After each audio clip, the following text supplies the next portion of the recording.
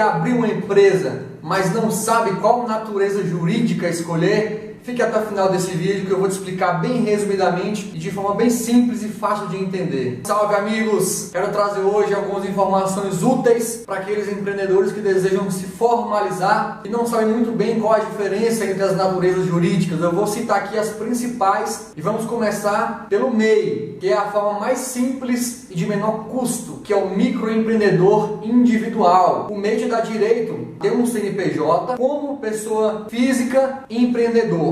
Você não vai criar, não vai ter uma natureza, uma personalidade jurídica, mas você tem um CNPJ, você vai ter direitos como auxílio doença, auxílio gravidez, no caso das mulheres, recolhimento de INSS, já no DAS, no DAS, a guia de recolhimento do MEI, média de 50 e poucos reais por mês, varia um pouquinho conforme a atividade, mas é uma forma bacana para começar. Porém, tem um limite de faturamento anual de 81 mil, era 60 mil, passou em 2018 para 81, uma média de 6.750 mensal. Total de faturamento. Lembrando, faturamento não é lucro. Esse é assunto para outro vídeo, ok?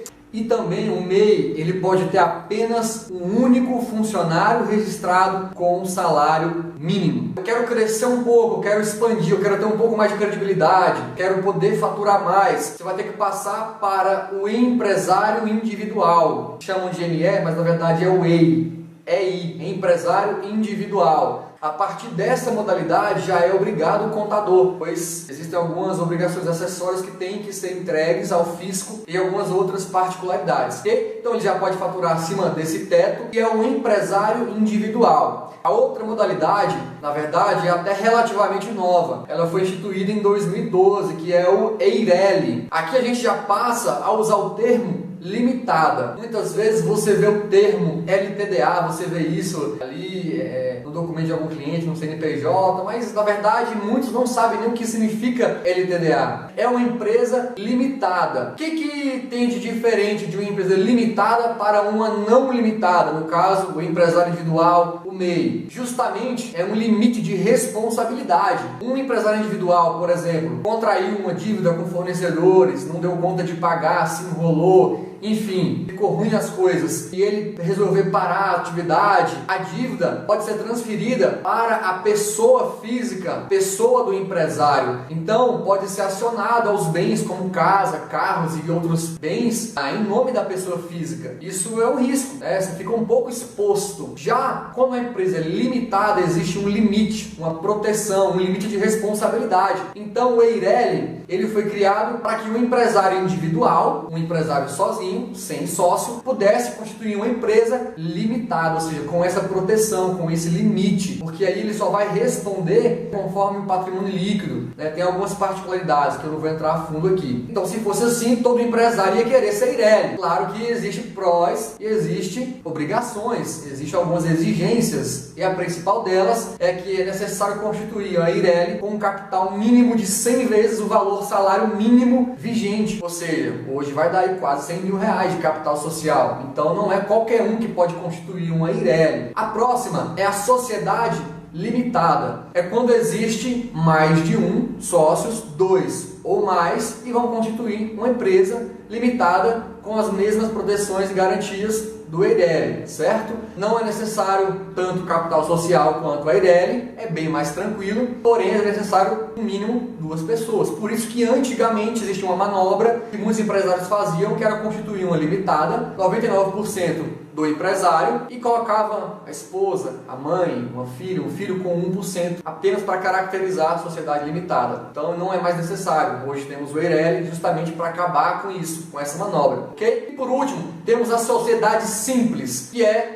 o exercício de atividades intelectuais. Então, um advogado vai prestar o serviço advocatício. Caso 2 amigos dentistas se uniram, vamos alugar uma sala e vamos começar a atender pacientes. Isso é atividade intelectual. intelectual é quando o próprio empresário exerce a atividade. Nesse caso, é necessário se constituir uma sociedade simples, ok? Ah, mas e se os dois dentistas, do exemplo, se unirem, constituírem uma empresa com personalidade jurídica, terceirizarem mão de obra de outros dentistas e administrarem um negócio de uma perspectiva um pouco maior? Nesse caso, se constitui uma sociedade limitada, que já deixa de ser uma sociedade simples, ok? É importante refletir que, obviamente, o custo da operação, da constituição, né, e da manutenção de cada uma dessas empresas, dessas naturezas jurídicas, varia conforme a complexidade. O MEI é muito simples, na verdade não é nem obrigatório a ter contador,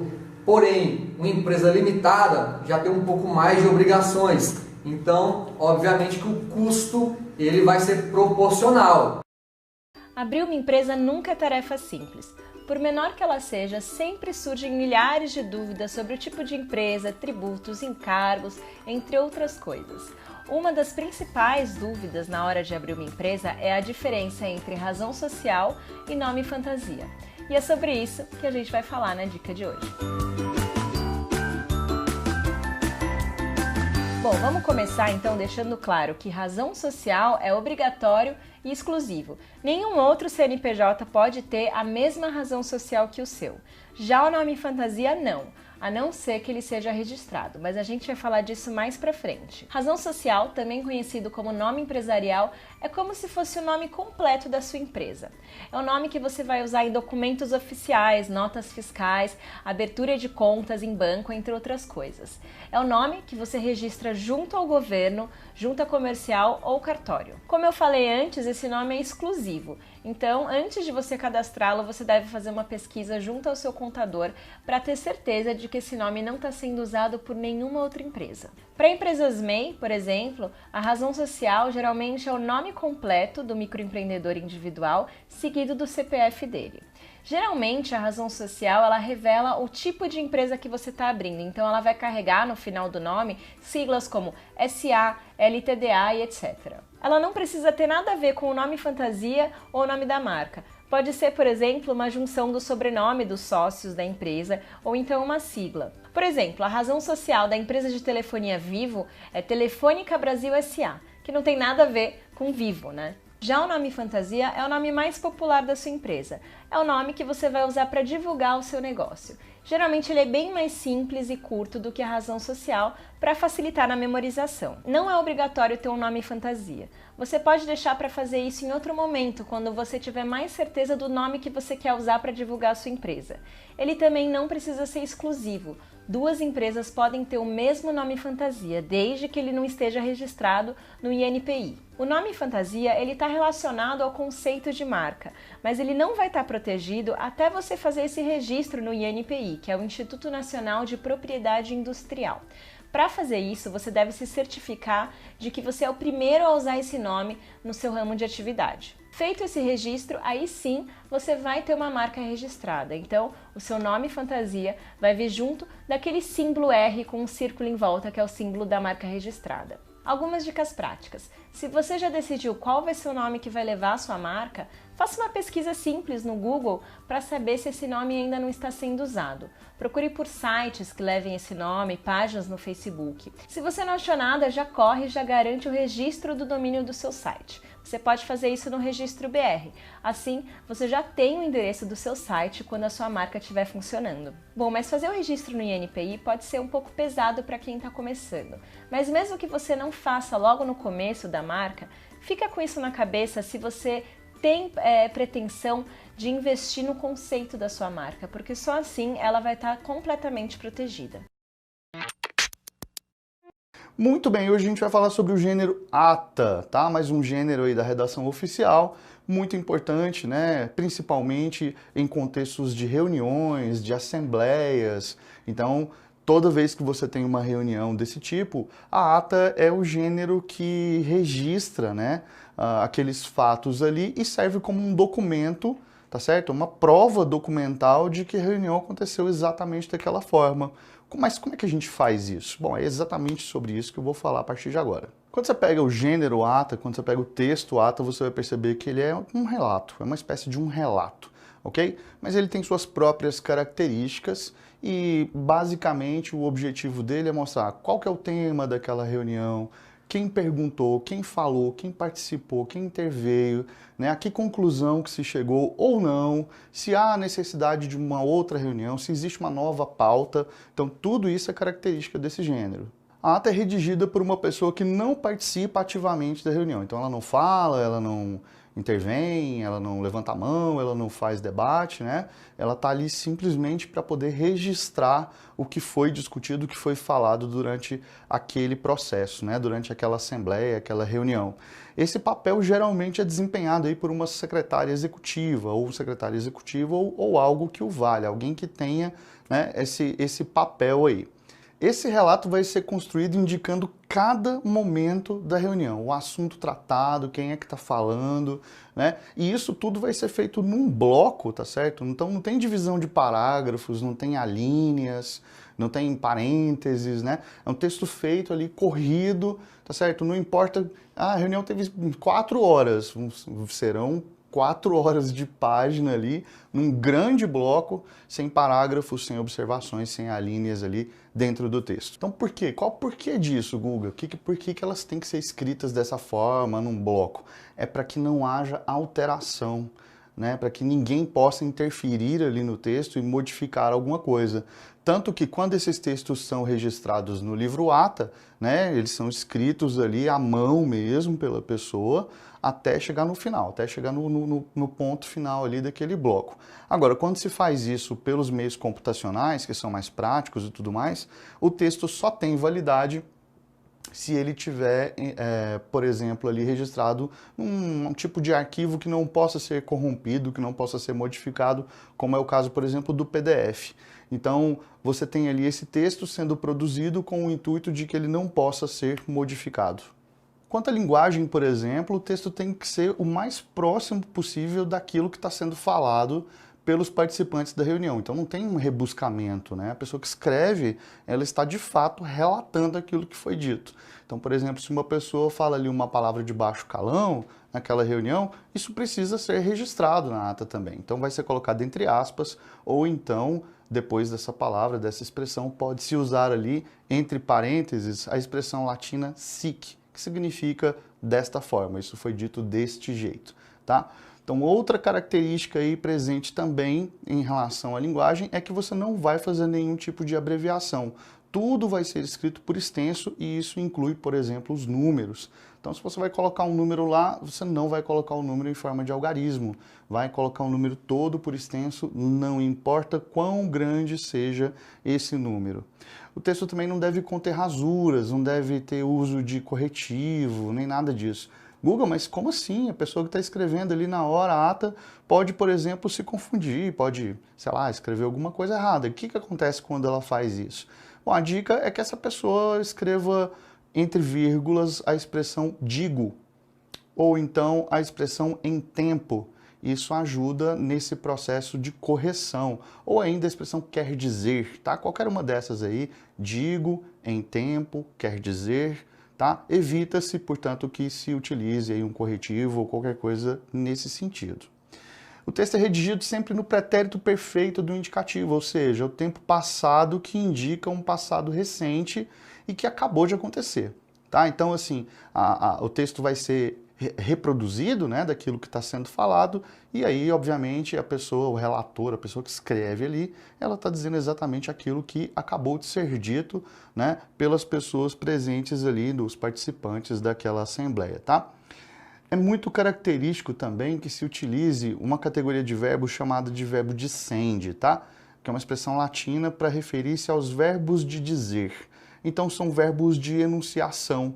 Então, falar, dizer, perguntar, argumentar, né, concluir, são expressões que normalmente estão ligadas aí à fala das pessoas. Para indicar, portanto, o que foi dito por uma pessoa, por outra, o que foi falado, usa-se também essa categoria aí de verbos. Então tem que ter data, né, local, horário de início e fim da reunião, isso para ajudar nesse processo documental do texto. isso tem que estar presente na ata também, né? As pessoas presentes e os cargos que ela desempenham, então tem um presidente, tem um primeiro secretário, tem o fulano, tem o cicrano, então tudo isso tem que estar bem discriminado também na ata, para que, né, o documento esteja completo. A pauta da reunião, ou seja, o tema, o que vai ser discutido nessa reunião? Tá? Então você, por exemplo, já deve ter visto aí reuniões de condomínio, né? Em que as pessoas vão lá decidir, por exemplo, uma reforma que tem que ser feita lá. Então as pessoas têm que ir para lá, para essa reunião, para poder discutir isso. Então é normal que haja um tema, né? Uma pauta ali que esteja bem definida, né? Para essa discussão acontecer. Mas eu quero trazer uma outra discussão aqui, né? Se o presidente ali da reunião aceitar, tudo bem, só que isso tem que ser relatado na ata também, né? O fulano de tal interveio com um tema fora da pauta, porém o presidente acatou. Então tudo isso tem que ser registrado ali também. Então, quais são as discussões, né, que vão ser abordadas ali? Então, além do tema, existem aspectos que precisam ser trabalhados. E isso, às vezes, o tema é muito complexo, ele precisa ser dividido em tópicos, né? Então, por isso você tem essa parte também das discussões aí que são abordadas. O registro das decisões, né? Então, é uma parte ali que já está mais próxima da conclusão, porque está mostrando como é que aquela reunião, aonde a reunião chegou. Decidiu-se tal coisa, deu certo, o objetivo era esse e tal. Ou então não se decidiu, né? Marcou-se uma outra reunião, não houve consenso entre os participantes e por este motivo, né, haverá necessidade de uma outra reunião. E os compromissos, né? É importante para indicar os prazos ali que estão estabelecidos. A gente vai começar uma reforma aqui no condomínio, o prazo é de 2 meses para essa reforma ficar concluída, o compromisso. Então isso tem que estar também na ata para indicar que esses compromissos, né, estão presentes ali no debate, portanto, registra-se dessa forma também, né, no documento. Então aqui eu construí um exemplo de ata para vocês, né? É um exemplo bem simples aqui, de uma situação bem cotidiana, tá? Para a gente poder verificar como é que isso acontece na prática. Então acompanha comigo aí o texto a partir de agora. Aos dias tal, do mês tal, do ano tal, em segunda convocação às tal hora, se reuniram em Assembleia Geral extraordinária os estudantes da uma escola X, uma escola qualquer, inscrita no CNPJ sob número X também, né? Isso é importante informar, localizado aí colocar o endereço, em conformidade com o edital de convocação enviado a todos os alunos e afixado nos quadros de avisos dos pátios. Após a abertura da Assembleia, assumiu a presidência dos trabalhos o aluno fulano de tal, da 3ª série do ensino médio da turma X, compondo também a mesa o professor tal, de nome tal, e como secretário o estudante X, fulano de tal, do 2º ano do ensino médio da turma X. Composta a mesa, foi listada como ordem do dia a deliberação sobre os valores praticados pela cantina da escola. Foram apresentadas planilhas com orçamentos que demonstram como é injusto o aumento no preço dos salgados, uma vez que seus valores estão muito acima da inflação nacional. Depois de expostos os valores, o presidente da mesa apresentou uma nova proposta de preço com acréscimo, mas, segundo suas palavras, justo, de tantos reais, e aí esse valor tem que ser colocado por extenso, tá bom? O valor foi aprovado pela maioria absoluta dos estudantes. Após a votação, marcou-se outra reunião com o diretor da escola e com a dona da cantina para que seja feita a proposta baseada nas planilhas para um aumento justo e que atenda a todos os estudantes. Nada mais havendo a ser tratado, o presidente deu a presente assembleia por encerrada, agradecendo a presença de todos. E aí embaixo, depois da ata, vem aí, ó, assinatura, o nome, no caso do presidente, assinatura, o nome, no caso do professor, que funciona ali como um secretário, e assinatura e o nome de um outro secretário, que seria o outro aluno. Esse exemplo simples aí ajuda a ilustrar como é que funciona a produção de uma ata. Então não tem tanto rebuscamento, não é um texto longo, tá? É claro, isso depende muito do tamanho da reunião, mas isso aqui já dá para a gente ter um bom parâmetro de como isso é produzido. Então é isso, eu espero que essa aula tenha te ajudado a entender melhor como é que se produz uma ata, para que quando você precisar, você possa seguir aqui o nosso modelo, beleza? Agora vamos lá. O tema do vídeo de hoje é capital de giro. Mas afinal de contas, o que é esse tal de capital de giro, né? Resumidamente, é dinheiro, mas não é qualquer valor. É o valor que serve para financiar todas as atividades da empresa por um período de tempo. Ele é o resultado da diferença entre o dinheiro que você tem disponível e o dinheiro que você deve. O capital de giro é uma reserva de rápida renovação que deve ser usado para suprir as necessidades da gestão do negócio ao longo do tempo. Ele é utilizado para fazer financiamento aos clientes, por exemplo. Quando uma empresa vende a prazo ou oferece condições de pagamento, ela está financiando a compra para o cliente, que paga de um jeito que seja benéfico para o seu orçamento, enquanto a empresa, muitas vezes, precisa pagar os seus fornecedores em prazos menores. Outra finalidade do capital de giro é que ele, de certa forma, sustenta uma empresa recém-aberta até que ela se estabeleça no mercado. Com um novo empreendimento ainda não tem muito movimento de caixa e ainda está no processo de conquistar os clientes, é preciso garantir que os fornecedores e as despesas serão pagas em dia. O capital de giro também tem uma influência muito grande com relação à competitividade.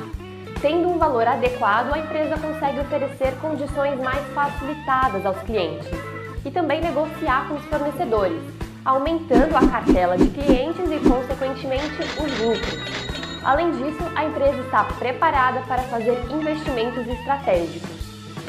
Quando o empreendedor não sabe bem como administrar o seu capital de giro e não tem um planejamento financeiro eficiente, as chances de faltar dinheiro são grandes e os empréstimos bancários se tornam uma opção atraente para cobrir as dívidas e manter a empresa em funcionamento. A maior desvantagem de confiar em empréstimos é que eles comprometem as finanças a longo prazo. Para não chegar a esse ponto, é importante o empreendedor administrar bem os recursos, não apenas quando a empresa começa as operações, mas também diariamente. Organização é a palavra-chave. Tenha os dados do seu negócio organizados e com uma fácil visualização. Tenha controle sobre os inadimplentes, negocie dívidas para longo prazo, tenha conhecimento sobre o seu fluxo de caixa e, sempre que possível, reduza custos e despesas. Se possível, faça projeções e planejamentos para cada passo que for dado, diminuindo ao máximo os riscos de prejuízo. Você sabe o que é contrato social? E no vídeo de hoje nós vamos focar a respeito do contrato social, que, ao meu ver, é o contrato mais importante da empresa, porque vai ser o contrato que vai delimitar como vai ser o funcionamento dessa empresa e também como vai ser a relação entre os sócios. Relembrando, a sociedade limitada ela é constituída através de um contrato, que é o famoso contrato social. Nele, duas ou mais pessoas adquirem obrigações entre elas para desenvolver uma atividade empresarial. Então esse é o primeiro ponto importante. O contrato social ele deve ser constituído por duas ou mais pessoas.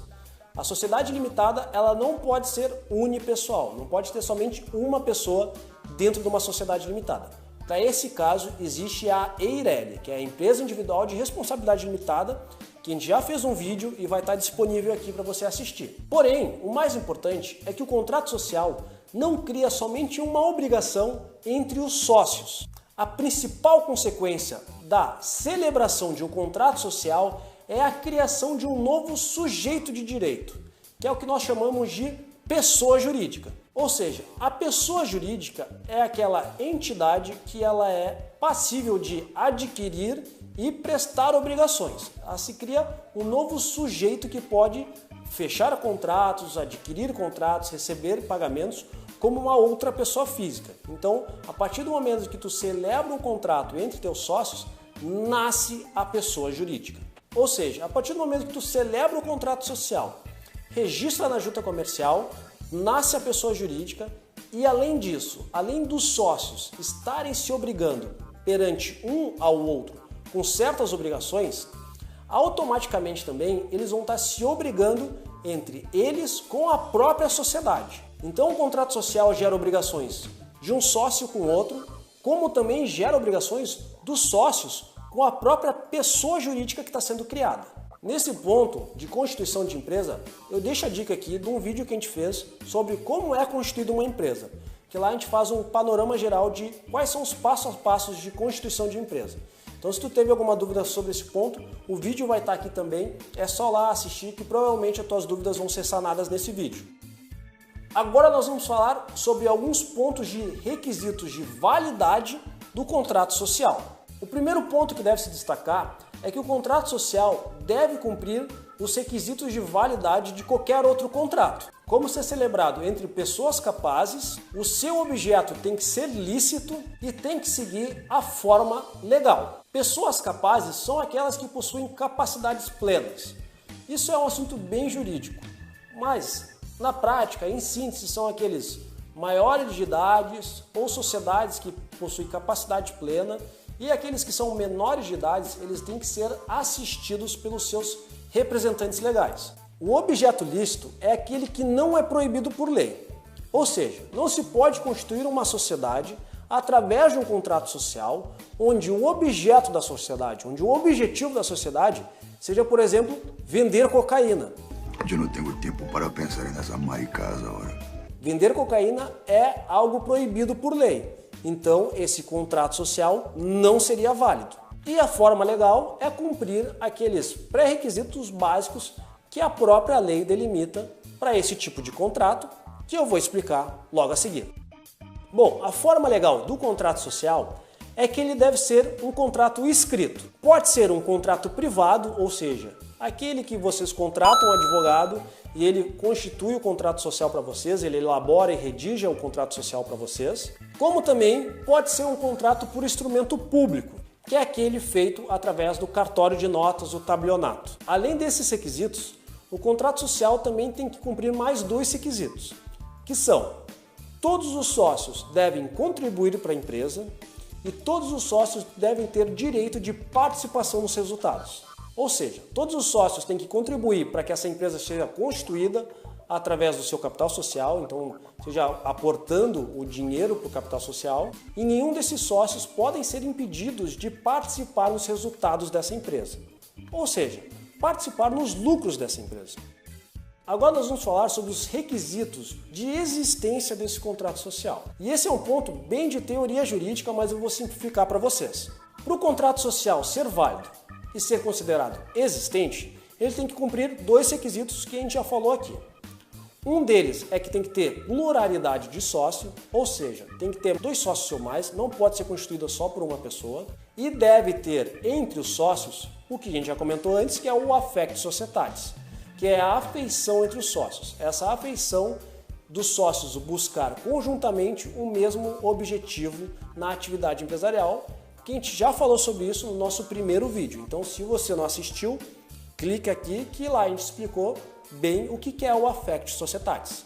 Bom, além de todos esses requisitos que eu já comentei, o contrato social também tem algumas cláusulas obrigatórias. São cláusulas que a própria lei delimita que os contratos sociais devem possuir. Então, uma das cláusulas é a qualificação completa dos sócios. Então lá vai ter que estar estipulado quem são os sócios e a sua qualificação completa. Deve constar também como cláusula o objeto social, que é, em outras palavras, a atividade que essa empresa vai desempenhar. Também deve estar estipulado a cota de cada um dos sócios, que é o quanto cada um dos sócios possui dessa sociedade limitada. Também deve constar como cláusula obrigatória nesse contrato social que os sócios participarão dos lucros e a forma que eles vão participar nos resultados da empresa. No contrato social também tem que ter uma cláusula falando sobre a administração da sociedade. Lembrando que a administração, o administrador dessa sociedade pode ser nomeado dentro do contrato social, como também pode ser nomeado em um ato separado, através de uma reunião de sócios. Mas no contrato social de constituição dessa sociedade tem que haver pelo menos a cláusula de administração. Além disso, tem que ter as cláusulas que delimitam como vai ser o nome empresarial. Então é aquele famoso XYZ Desenvolvimento de Softwares Limitado. Então tem que ter o nome empresarial. Se você tem dúvida sobre o nome empresarial, a gente já fez um vídeo falando sobre o nome empresarial, que vai estar aqui na tela também. Então é só clicar lá que tu vai ter tirar todas as suas dúvidas sobre o que é nome empresarial. Tem que ter também a cláusula que delimite onde vai ser a sede da sociedade. Então é onde vai ser o estabelecimento dessa sociedade, onde que ela vai exercer a sua atividade empresarial. Tem que estar constando dentro do contrato social. Além também de ter uma cláusula delimitando qual que é o tempo de duração dessa sociedade limitada. Pode ser uma sociedade limitada de duração por tempo determinado, como também pode ser uma sociedade limitada com duração por tempo indeterminado. Bom, lembrando que essas são as cláusulas obrigatórias. Além dessas cláusulas, eu indico também que existam outras cláusulas dentro do contrato social. Como eu disse antes, o contrato social é o momento mais importante de uma empresa. É aquele momento que se constitui e vai ser delimitado como que vai ser a relação entre os sócios. Então, além dessas cláusulas obrigatórias, eu também sugiro que exista uma cláusula delimitando sobre o prolabore dos administradores, que é o salário que os administradores recebem por trabalhar na empresa. Além também de quais são as consequências caso algum desses sócios venha a falecer, além também de delimitar pontos como direito de retirada e também direito de preferência. Além também da previsão da possibilidade de expulsão de um sócio por justa causa. Esses são alguns temas bem interessantes e que talvez eu possa fazer um vídeo explicando cada um deles. Bom, por fim, cabe destacar que o contrato social ele não é imutável. Ele pode ser alterado a qualquer momento, de acordo com a realidade da empresa. Por fim, vocês viram que o contrato social ele não é um contrato tão simples assim. Por isso que eu sempre indico que o contrato social seja feito por um advogado especializado na área de direito societário, na área de direito empresarial, para orientar bem os sócios sobre como é a constituição dessa empresa. Oi, gente! O alvará de funcionamento é utilizado para quem pretende utilizar um local para abrir um negócio e precisam desse documento para iniciar o seu negócio. Com o alvará, você poderá legalizar a operação da sua empresa. O alvará de funcionamento serve para todos os tipos de empresa, estabelecimentos comerciais, industriais ou prestadores de serviços para que possam exercer suas atividades. Por isso, ao montar o seu negócio, você deve incluir o alvará de funcionamento. Mas antes de continuar assistindo, não se esqueça de deixar o seu like e de se inscrever no canal. Assim, você nos ajuda a trazer muito mais conteúdos para você. Caso o estabelecimento esteja funcionando sem alvará, o dono do negócio deve providenciar em um prazo estabelecido. Caso não seja providenciado, o dono deverá arcar com uma multa de mais de R$2.000. O negócio pode até ser fechado definitivamente, ou uma apreensão de bens, mercadorias e cancelamento do registro profissional do empresário. Os tipos de alvará de funcionamento são auto de licença de funcionamento, ou ALF, que vale para imóveis não residenciais, com instalação de atividades comerciais, industriais ou de serviços. Auto de licença de funcionamento condicionado, ou ALFC, em casos de edificações ainda irregulares ou inscritas no Cadastro Informativo Municipal. Vale para imóveis com área total, construída de 1.500 metros quadrados a 5.000 metros quadrados. Alvará de funcionamento de local de reunião, ou ALF, solicitado para todos os locais que tenham reunião de público, ou seja, bares, restaurantes, cinemas e similares, que tenham capacidade de lotação igual ou superior a 250 pessoas. E alvará de autorização para eventos públicos e temporários, que são para locais onde haja eventos públicos e temporários para mais de 250 pessoas, seja em imóveis públicos ou privados. Para validar o alvará de funcionamento, é necessário obter uma série de licenças. Isso é pré-requisito para a concessão de alvará. Estas licenças podem ser emitidas pela Prefeitura, Corpo de Bombeiros, Vigilância Sanitária, etc. Tudo vai depender do grau de complexidade do seu negócio. A lista de documentos vai variar de acordo com a exigência do município que vai ser instalado o estabelecimento. Entretanto, é importante você ter os seguintes documentos: planta do imóvel onde você pretende abrir o seu negócio, cópia do recibo do IPTU pago, CPF e RG, originais ou cópias, da pessoa responsável pelo negócio, cadastro do contribuinte imobiliário, ou CCM, obtido na Secretaria das Finanças, o setor, quadra e lote, também chamado de SQL, do imóvel, declaração de atividade, para que você usará o imóvel e qual área será destinada aos consumidores, e o certificado de conclusão de imóvel recém-construído. O alvará de funcionamento é emitido pela Prefeitura Municipal ou poderá ser emitido pelo órgão governamental municipal específico. Cumprindo todas as exigências da lei municipal, você pode solicitar sem grandes complicações. Algumas prefeituras disponibilizam a possibilidade de fazer o pedido do alvará de funcionamento pela internet. Algumas exigem o comparecimento no setor específico da cidade. Logo após terminar o cadastro para a MEI, através do portal do empreendedor, será emitido um alvará provisório e, a depender da cidade, será gratuito. Entretanto, será necessário a regularização deste alvará no prazo máximo de até 180 dias.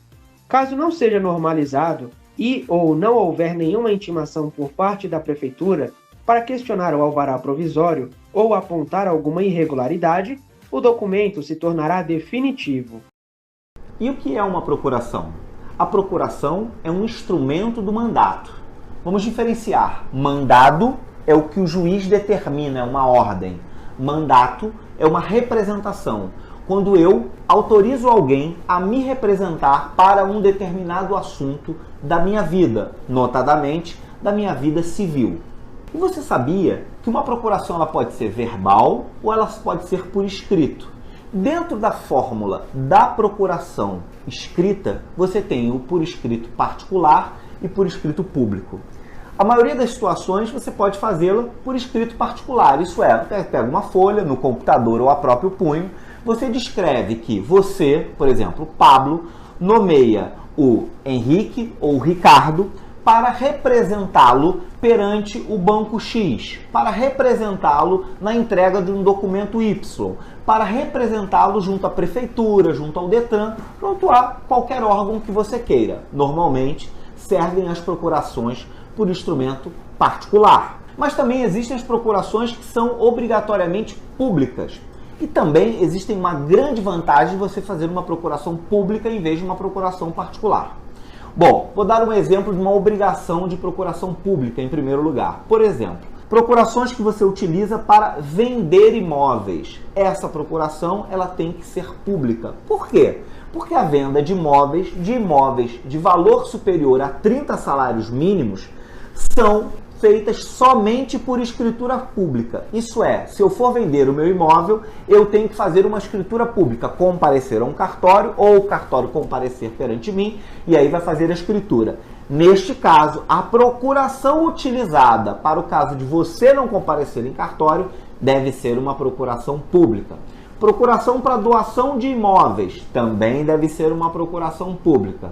Mas, Pablo, existe vantagem numa procuração pública para uma procuração particular? Claro que existe, muitas vantagens. Vou citar algumas vantagens. A primeira dela é o tabelião que vai identificar a pessoa. Isso é, a responsabilidade do tabelião de notas de dizer que aquela pessoa que compareceu ao cartório ou na presença dele é aquela que diz ser, aquela que diz que é. Portanto, você não vai ter aí o risco de fraude, de uma pessoa fazer-se passar por outra. Outra vantagem é a perpetuidade do documento. Um instrumento particular que você assina, você pode perder, você pode ter uma, duas ou três vias, essas vias podem se perder, você pode ser assaltado. No cartório de notas, não.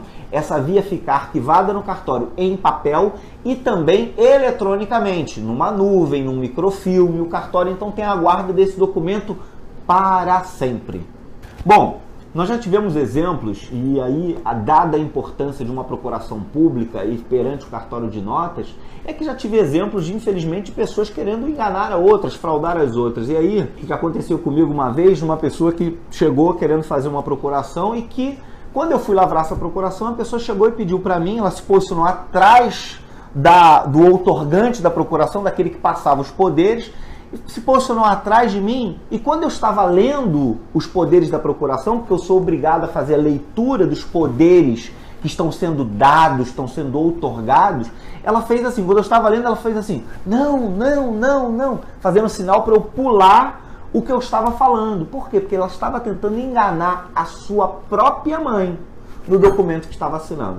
Se fosse um escrito particular, a mãe ia assinar sem saber, porque quando eu cheguei para lavrar esse ato, a mãe falou para mim, olha, eu vou só assinar o documento. Não queria ler o documento. Falei, não, mas nós somos obrigados a fazer a leitura do documento.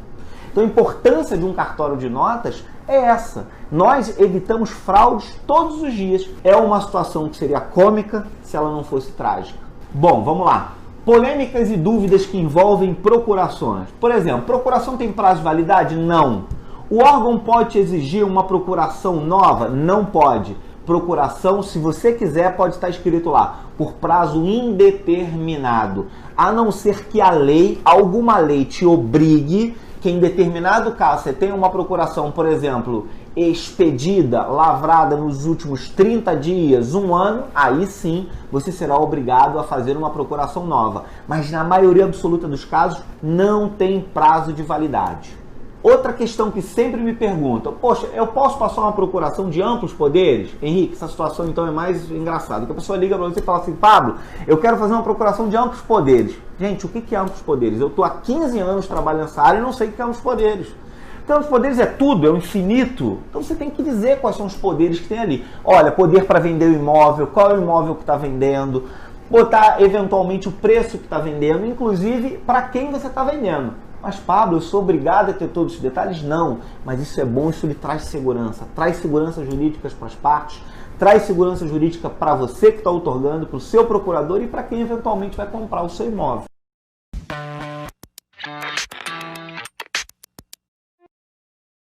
E aí pessoal, beleza? Professor Guga Valente na área mais uma vez. Hoje a gente vai falar sobre redação oficial e vamos falar sobre um dos gêneros predominantes aí da redação oficial, que é o ofício. Muito bem, quando a gente fala em ofício, né, esse gênero, esse nome, ele já remete a algo que é diferente dessa redação convencional que a gente faz aí no dia a dia. Pois bem, esse é um texto que faz parte de um conglomerado de outros gêneros textuais que a gente chama de redação oficial. Essa redação oficial, né, ela tem toda uma padronização, tem toda uma série de regras que precisa ser seguida, né? Afinal de contas, essas comunicações elas correm o Brasil inteiro. Eu vou comentar um pouquinho sobre isso também aqui no meu vídeo, tá? Bom, então o ofício ele é um texto, né? Uma carta, uma comunicação oficial que ocorre principalmente dentro das esferas públicas, entre pessoas que são da mesma hierarquia. Então é um secretário que manda um ofício para outro secretário, né? De repente um encarregado de uma seção X que manda um ofício para outro encarregado da mesma hierarquia, do mesmo público. Mas a gente vai ver que eventualmente vai acontecer também de ofícios serem escritos da esfera pública para a esfera privada, seja para pessoas físicas, seja para pessoas jurídicas, no caso empresas, né? A gente vai ver que o ofício também vai ocorrer nesse contexto. Então a primeira característica que a gente observa aí do ofício é que ele funciona como uma correspondência, ele é tipo uma correspondência, tá? Então ele tem todas aquelas características que a gente usa numa carta. Então tem o endereçamento, local e data, formas de tratamento, né? Tem a saudação inicial, tem o corpo do texto com o assunto a ser tratado, tem um fecho, uma despedida, né? Tem a assinatura ali embaixo da pessoa que está redigindo o ofício. Então, tudo aquilo que a gente vê numa carta, a gente vai observar num ofício também. Porém, dentro desse âmbito que é um pouco mais, vamos dizer, sóbrio, vamos dizer assim, um pouco mais... Me falta a palavra agora, mas alguma coisa mais séria, vamos colocar assim, tá? E aí a gente vai ver que existem algumas características que orientam qualquer pessoa que for redigir um ofício. Então, se algum dia você estiver diante de uma prova que cobrar o conhecimento de ofício, você precisa conhecer bem essas características sobre as quais eu vou falar agora. A primeira característica é a impessoalidade. O que significa ser impessoal num texto? Significa que, em primeiro lugar, nós vamos evitar a primeira pessoa, tá? Então, a primeira pessoa normalmente marca a pessoalidade, a nossa presença no texto. Então, para evitar isso, a gente vai escrever o texto sempre na terceira pessoa. Claro, ao se referir ao nosso interlocutor, nós utilizaremos eventualmente a segunda pessoa, mas nós vamos predominar no texto né, com a terceira pessoa, porque ela deixa o texto um pouco mais limpo em relação a essa questão da pessoalidade. Então a gente não traz ali as nossas marcas pessoais para o texto. A gente tenta deixar o texto assim o mais higiênico possível, né, sem nenhuma característica que o manche, que o coloque ali como um texto, por exemplo, literário, ou um texto que seja como um artigo, por exemplo, que são textos que têm marcas pessoais. Esse texto não tem marcas pessoais. A segunda característica é em relação à linguagem, tá? Os textos oficiais, a redação oficial como um todo, preza muito pela questão da linguagem formal, padrão, tá? Então é aquilo que tem que estar dentro da norma da língua portuguesa, aquilo que a gente observa na gramática normativa. Não é, por exemplo, como uma mensagem de WhatsApp que a gente eventualmente esquece uma vírgula, usa uma gíria, alguma coisa. Não, nesse texto a gente vai usar uma linguagem bastante sóbria, bastante rebuscada, só que com uma vírgulazinha aqui. É rebuscada, mas não a ponto de ser ininteligível, ou seja, não a ponto de não ser compreensível para as pessoas. Uma das características da redação oficial é que aquele texto tem que ser compreendido por todo mundo que sabe ler. Então, ao mesmo tempo que eu estou buscando aqui uma linguagem formal dentro dos padrões da língua portuguesa, eu também tenho que levar em consideração que isso tem que ser acessível para qualquer tipo de leitor. Uma outra característica é a formalidade. Quando a gente fala de formalidade, nós estamos falando em tratar as pessoas utilizando a forma correta de tratamento. Então, para cada figura pública existe um pronome de tratamento. É claro que existiam muitos mais, e aí com as reformas do Manual da Presidência da República, que é o manual que rege como deve ser essa redação, né? Então você pode buscar na internet aí o Manual de Redação Oficial da Presidência da República, porque é ele que vai reger como esses textos devem ser produzidos. Então, depois de todas essas reformas que já aconteceram, a gente reduziu o número de pronomes de tratamento. Mas ainda existem, né, certos pronomes de tratamento que são muito incomuns, e mesmo assim eles precisam ser respeitados. A título de exemplo, né? Se eu escrevo, por exemplo, para o reitor de uma universidade, eu tenho que me referir a ele como Vossa Magnificência. Magnífico reitor, porque é esse o termo, essa é a forma de tratamento adequada para essa pessoa. Então a formalidade tem a ver com isso, tem a ver com a gente usar corretamente as formas de tratamento, né? E óbvio, ser polido, né? Usar da civilidade aí para conversar com o nosso interlocutor, porque afinal de contas trata-se de um documento oficial. Outro ponto importante é a padronização. Você já imaginou, você está lá no Pará de repente e redige um ofício que vai ser mandado para uma autoridade lá em Santa Catarina, né? E aí de repente o texto não está no mesmo padrão, são textos que têm formas diferentes, local e data está num lugar, a assinatura está em outro e tal. Então, dentro da redação oficial, prima-se muito por essa questão da padronização. Então, todos os textos têm que obedecer a esse mesmo padrão, essas mesmas características, em qualquer lugar que seja aqui do território nacional. Uma característica que é interessante aqui da redação oficial, mas que na verdade a gente pode estender para qualquer texto, né, tem a ver com a concisão. Ser conciso significa ser sucinto. Em outras palavras, conseguir dizer muita coisa com poucas palavras. Tá? Então a concisão é uma característica, na verdade, de bons textos.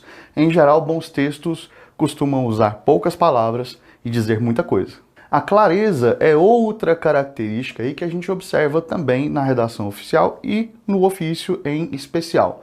Quando a gente diz de clareza, a gente não está falando só daquela questão do vocabulário que tem que ser acessível aí para o leitor, não. A gente também está falando de evitar ambiguidades, evitar duplicidade de sentido. Muitas vezes a gente escreve uma coisa pensando, né, num objetivo e a gente acaba dizendo outra.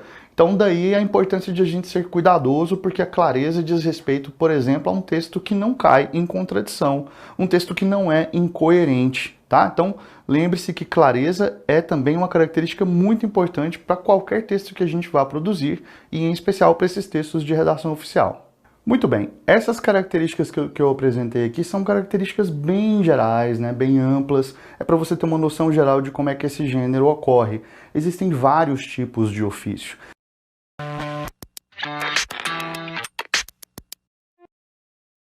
Hoje falando sobre o gênero relatório. Esse gênero que circula em vários ambientes diferentes, eu vou comentar tudo isso com vocês. Relatório Recebe esse nome porque, afinal de contas, ele relata, mas ele também descreve e também expõe, tá certo? Vivências acerca de um determinado acontecimento. Por exemplo, se eu fui a um show, eu posso muito bem fazer um relatório desse show para um amigo que não foi. Eu posso descrever, eu posso relatar e eu posso expor algumas coisas que aconteceram ali, né? Alguns fatos que aconteceram ali. Lembremos-nos que esses 3 elementos aí, ó, descrição, o relato, relatar e exposição, são na verdade tipologias textuais. Então o relatório se compõe dessas tipologias textuais que em algum ponto aí estão próximas, né, umas das outras. Então essas características estão incorporadas a esse gênero e claro, isso vai variar muito daquilo que foi pedido para fazer, de quem pediu, do contexto que foi pedido. Mas em geral a exposição e o relato, que é um tipo de narrativa sobre algo que realmente aconteceu, esses 2 estão sempre presentes. Há pelo menos 3 tipos de relatórios aí que são mais comuns. A gente tem o relatório que é escolar, aquele que é acadêmico e aquele que é corporativo, que circula ali no meio das empresas. A gente vai dar um pouco mais de ênfase para o relatório escolar, afinal de contas, a gente é Brasil Escola, não é Brasil Corporação, não é Brasil Empresa, não é mesmo? Então vamos falar aqui desse relatório que é escolar. Esse relatório escolar, ele pode ser pedido basicamente de 2 formas. O primeiro deles é o isento de opinião. Isso significa dizer que o texto vai ser muito mais descritivo e expositivo, tá certo? Ele não vai na conclusão, por exemplo, apresentar ali um posicionamento acerca daquilo que foi vivenciado.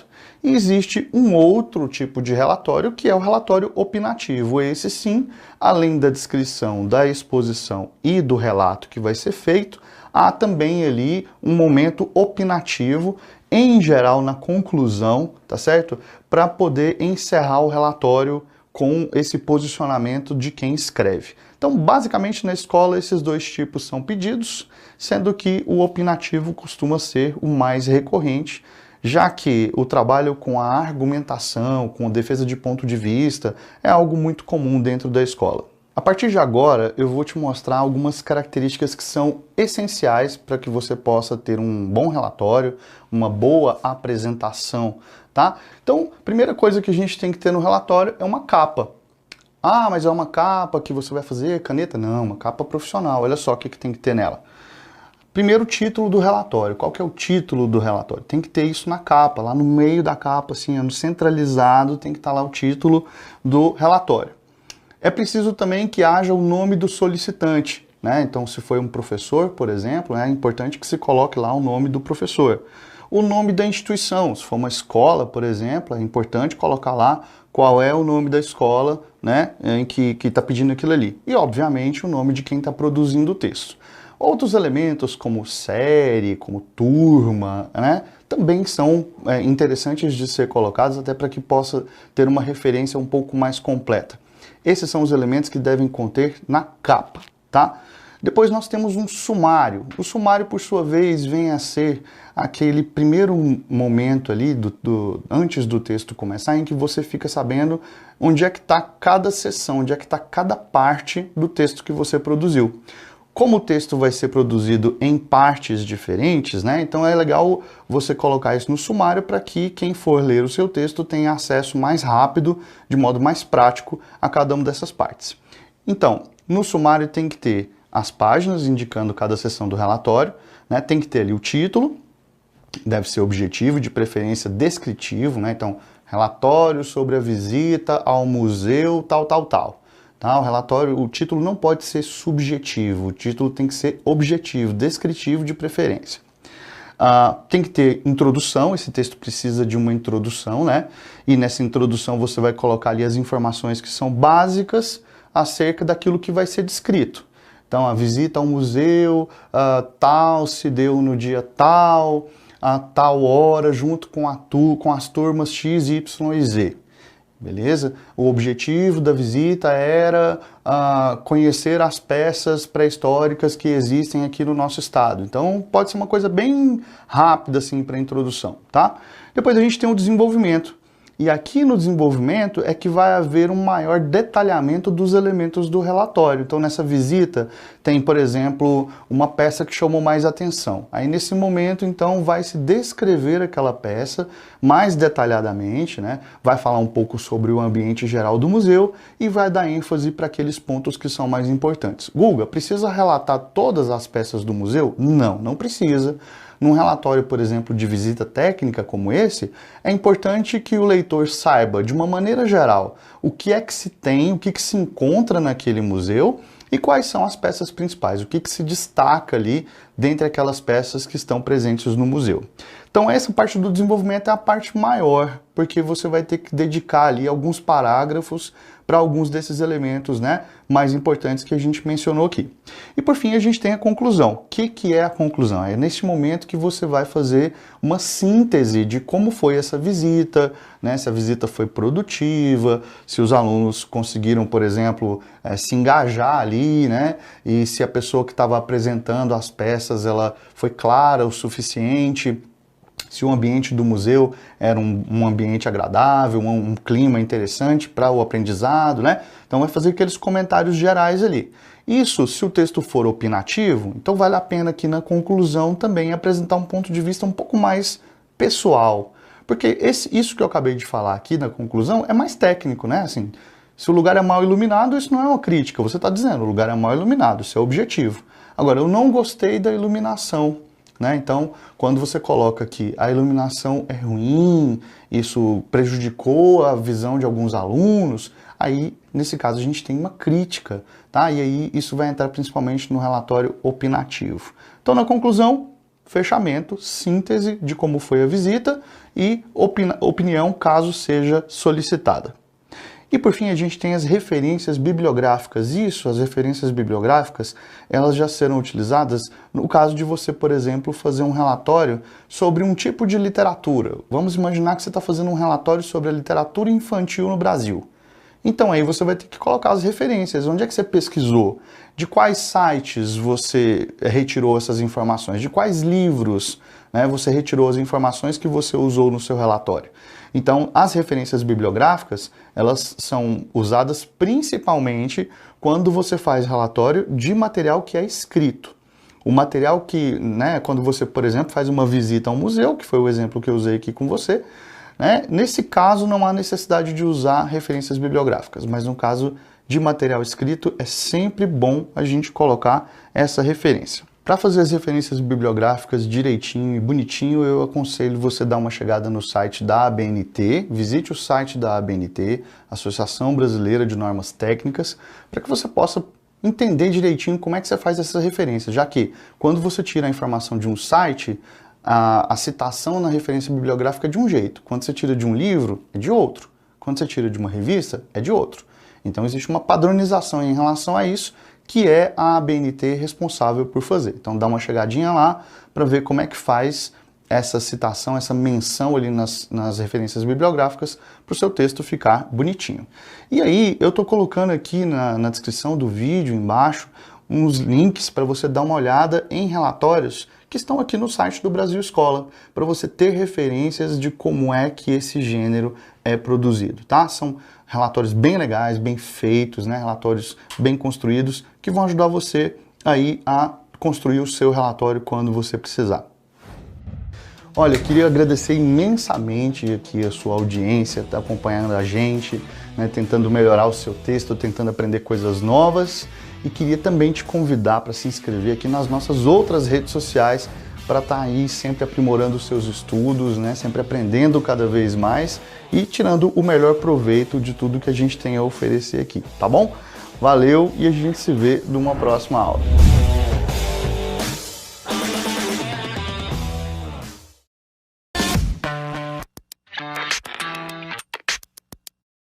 Muito bem, quando a gente fala de requerimento, esse nome ele já dá a entender para que serve, né? Então, quer dizer, o que é requerer? É fazer um pedido. Só que não é um pedido qualquer, é um pedido formal dentro do âmbito da redação oficial. Eu vou apresentar nessa aula algumas características desse gênero para você. Como toda redação técnica ou redação oficial, é preciso que algumas características sejam respeitadas. Quais sejam elas? a padronização, ou seja, esse texto tem que ser padrão em qualquer lugar do Brasil, é preciso que a gente veja esse texto acontecer da mesma forma. É preciso que a linguagem seja formal, não haja ali traços, né, de pessoalidade, ou gírias, ou expressões características. Aliás, a impessoalidade é outra característica também da redação oficial, muito recorrente nesses textos que são produzidos aí. Nós temos ainda a concisão, que é aquela característica de você conseguir dizer muito com poucas palavras, né? Ser econômico no dizer, mas não sem deixar de dizer aquilo que precisa ser dito. E nós temos também a clareza, que é super importante, né? Pensando aí que qualquer pessoa tem que ter acesso a esse texto no Brasil.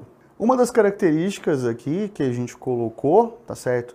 Tem a ver com a formalidade e que diz respeito ao tratamento que se dá ao interlocutor. Então esse texto ele tem uma estrutura semelhante à do ofício e da circular. A diferença é que nestes textos a gente tem um superior hierárquico escrevendo para aqueles que estão trabalhando com ele, né, numa posição hierárquica inferior. Já o requerimento não, o requerimento é exatamente feito por pessoas que estão numa esfera, né, que estão numa camada hierárquica inferior escrevendo a seus superiores. Então a formalidade diz respeito, por exemplo, às formas de tratamento, aos pronomes, né, adequados a cada tipo de interlocutor para quem se escreve. Muito se pergunta sobre o tamanho de um texto, né? Que tamanho que esse texto tem que ter e tudo mais. E realmente, quando a gente pensa em textos mais simples, como por exemplo uma dissertação escolar ou mesmo um artigo de jornal, a gente pode estabelecer um tamanho. Mas quando a gente fala de textos de natureza oficial ou técnica, isso é extremamente relativo, porque afinal de contas nós podemos ter um pedido que seja simples e que portanto possa ser embasado ali em poucos parágrafos, ou então a gente pode ter um pedido complexo que necessita de uma maior explicação, né? E por isso talvez esse texto tenha ali bem mais parágrafos do que um texto que requer uma coisa mais simples. Então não existe um tamanho certo, isso vai depender na verdade aí do pedido que está sendo feito, daquele requerimento, né? Da natureza do pedido que está sendo feito. Por se tratar de uma carta, ou seja, de uma correspondência, esse texto possui aquela estrutura que é básica.